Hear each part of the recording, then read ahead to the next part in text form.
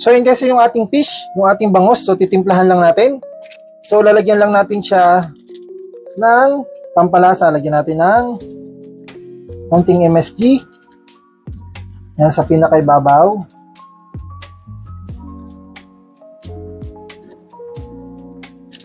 Tapos lagyan din natin ng konting paminta.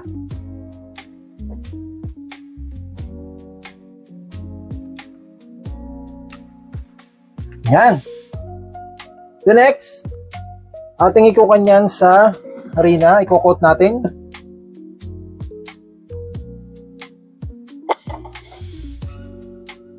So guys, ganito lang. Ibabalot lang natin siya dyan.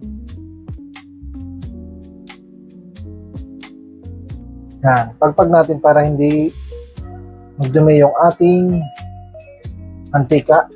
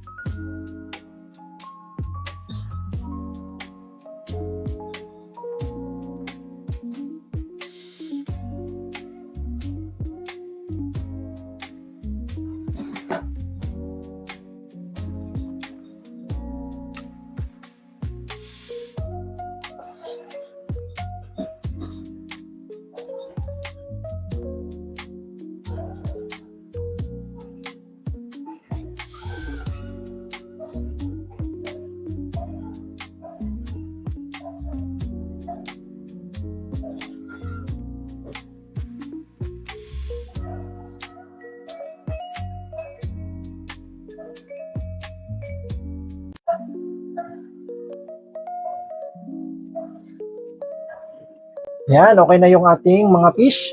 So, set aside lang natin to. Yan, magpainit lang tayo ng ating cooking oil.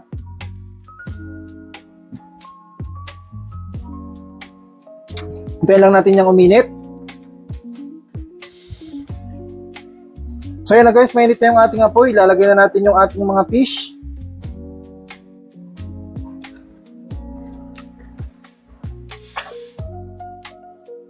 Golden brown lang natin ng very light.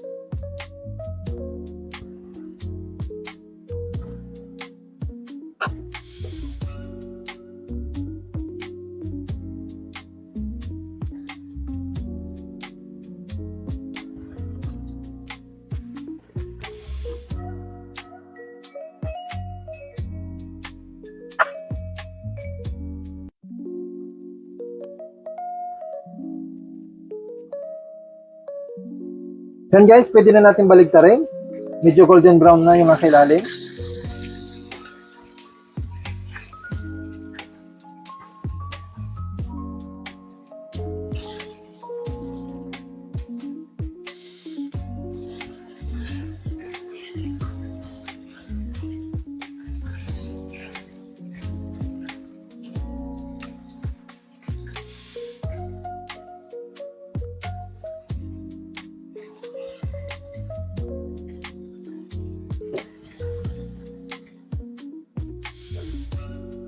So yan guys, pwede na natin itong iset aside.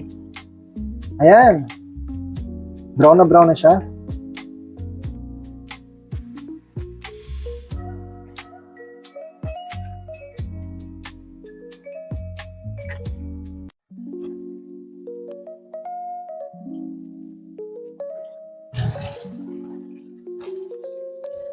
Yan, buti hindi nadurog yung ating taba, itong ating fish, yung ating bangos.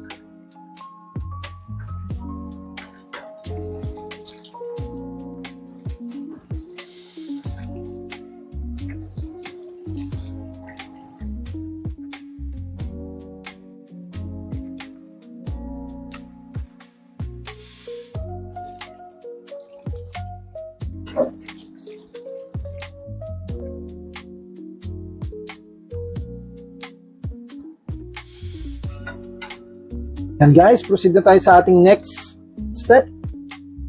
Next naman natin, maglagay ulit tayo ng konting cooking oil. Konti lang. Yan. Sunod, ating ipapry yung ating Sitaw. Lagyan na natin. So, lulutuin lang natin dyan ng mga 2 minutes. Yan. Ipapry lang natin.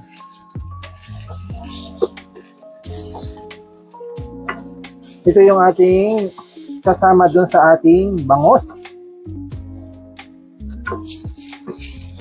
Guys, isa sa mga paborito ko ay bangos. Yan ang gustong gusto ko kasi masarap yung lasa niya. So yan. Fry lang natin.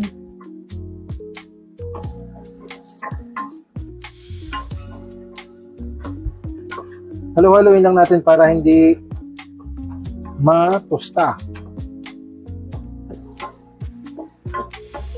Hinabaan na natin yung ating lagay, yung ating hiwa nitong ating sitaw para malalaki siya. Yan mga guys, malapit na po siya.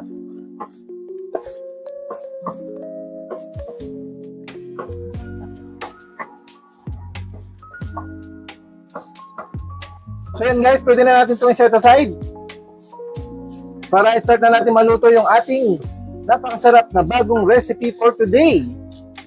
Set aside lang muna natin to guys. So yan, maglagay ulit tayo ng konting mantika dahil magigisa na tayo.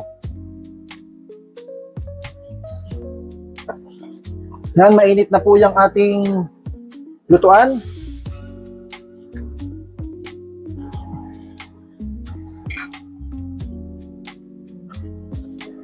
So mga guys, ang una nating ilalagay yung ating sibuyas. Yan, igisa lang natin to.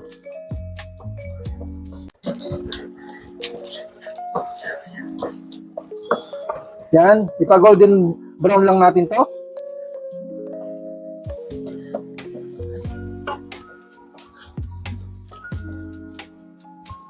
Next, lagyan na natin yung ating bawang.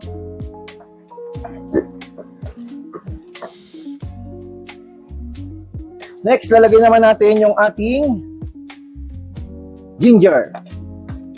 Ayan, lagyan lang natin ng konti. Pamulahin lang natin. Yung ating bawang ay nauna nang namula. Sunod, lagyan na natin yung ating kamatis.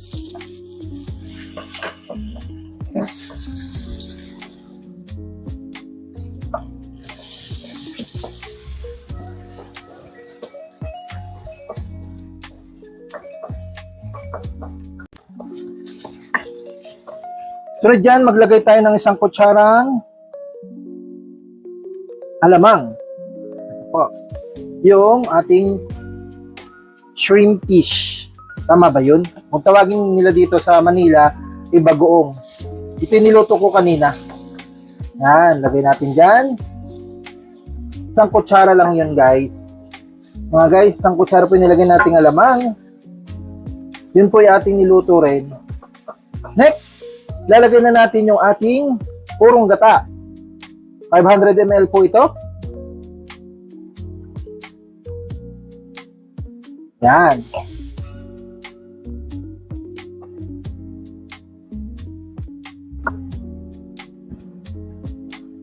Yan, pakuluin lang natin. Nga pala guys, dapat pala nauna natin itong ating sitaw. Lagay na natin.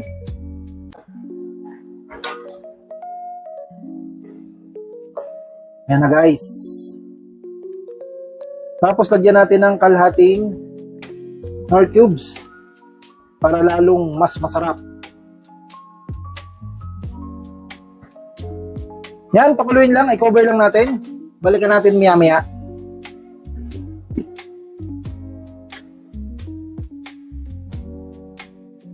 So yun guys, super kulong-kulo na po. Ating haluin. Yan. Yan, pag ganyan na, ay maaari na natin ilagay yung ating susunod na ingredients. So, pwede muna natin pakunin pa ng konti, tapos lagyan lang natin ng 1 kutsarang, ano ba tawag dito? 1 kutsarang suka para medyo maiwas natin sa panis. So mga guys, konti lang naman.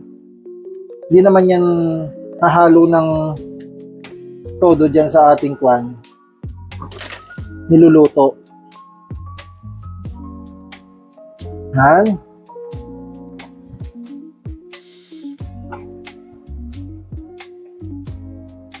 Kailangan lang nating palaputing maigi itong ating gata.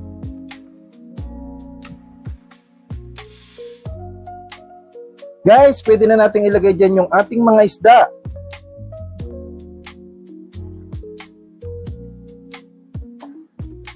Na guys, oh. Yan, yung ating bangus.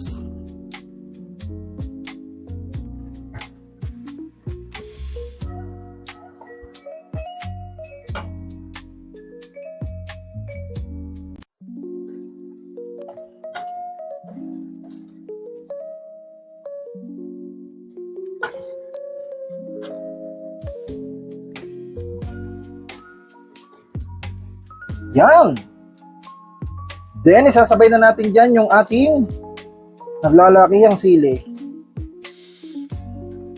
3 sili lang lagay natin. Wala tayong siling labuyo eh. Ay, sama na natin lahat. 4 na yan. Yan. Yan po ang ating napakasarap na bagong recipe for today. Ginataang bangus. Yummy. Na may sitaw. Yan, i-cover lang natin mga guys.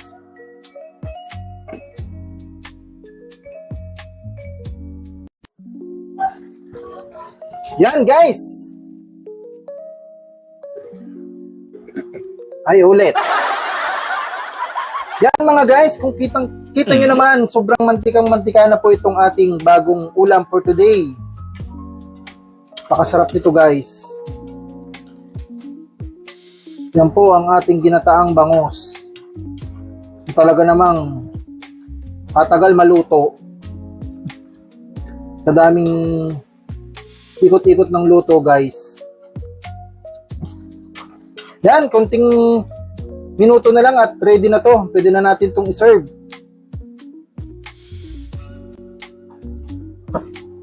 Pakuluin pa nating maigi. Natikman ko na siya kanina guys. Ang sarap ng lasa niya. Panalo.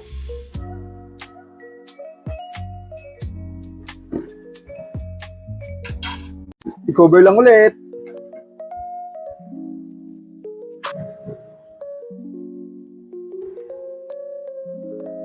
Guys, done na po tayo sa ating bagong recipe for today. Ang ating ginataang bangus. Napakasarap nito guys, promise. Kung hindi nyo pa natatry ng ganitong luto sa bangus, try nyo na. So guys, hanggang dito na lang. Sana po nagustuhan ninyo itong ating bagong video. Salamat! Tara! Kain tayo!